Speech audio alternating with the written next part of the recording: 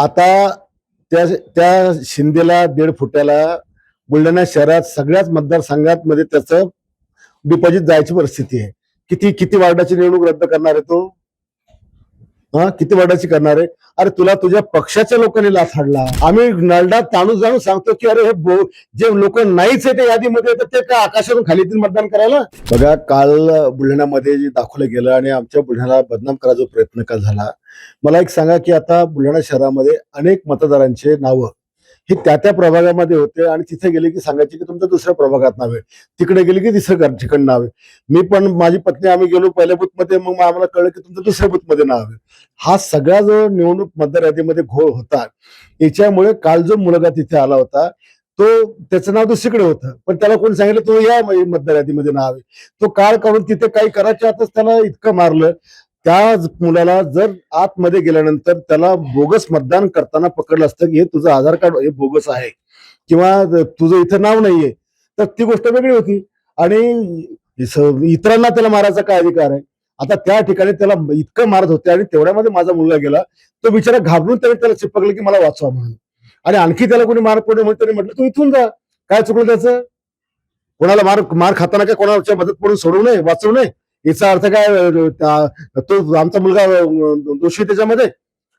यांना त्याला मारायचा अधिकार काय आहे? त्याला आतमध्ये जर तो बोगस असता, अधिकाऱ्यांनी सांगायचं असतं हे तुझं ओळखपत्र बोगस आहे, तुझं नाव वेगळं, चेहरा वेगळा आहे आणि त्यांनी पोलिसात ताब्यात द्यायचं असतं, असं असतं तर.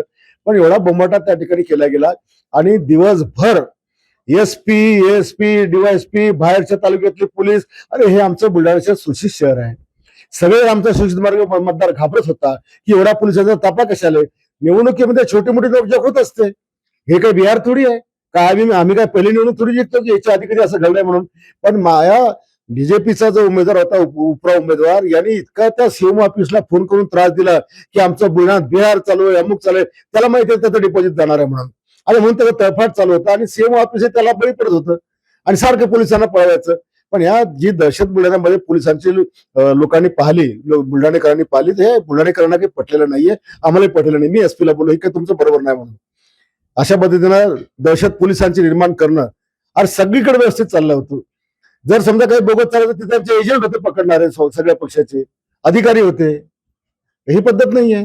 आता त्या शिंदेला 1.5 फुट्याला बुलढाणा शहरात सगळ्याच मतदारसंघात मध्ये त्याचं डिपॉझिट जायची परिस्थिती आहे. किती किती वार्डाची निवडणूक रद्द करणार आहे तो?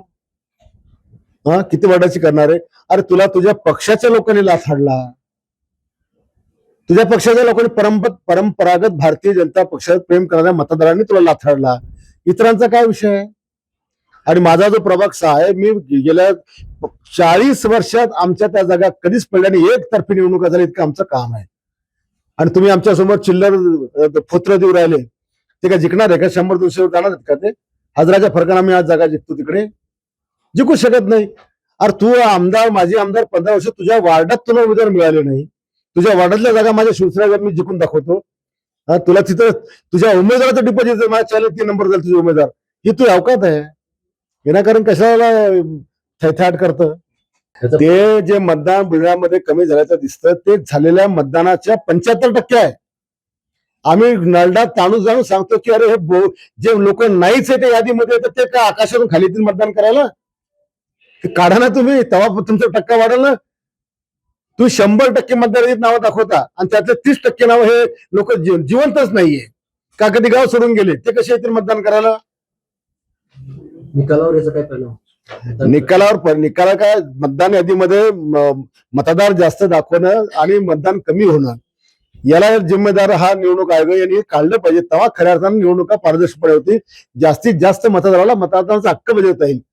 तुम्ही मतदारसंघात 5,000 मतं आहे म्हणतात आणि त्यातले 1,500-2,000 मतं गायब आहेत, मेलेले आहेत. याला काय अर्थ आहे? कसं करता 5,000 प्रभाग पाडला तुम्ही? मग महाराष्ट्रातील सर्व बातम्यांचे विश्वासार्ह व्यासपीठ, सकाळच्या सर्व सोशल मीडिया प्लॅटफॉर्मला लाईक, फॉलो आणि सबस्क्राईब करा.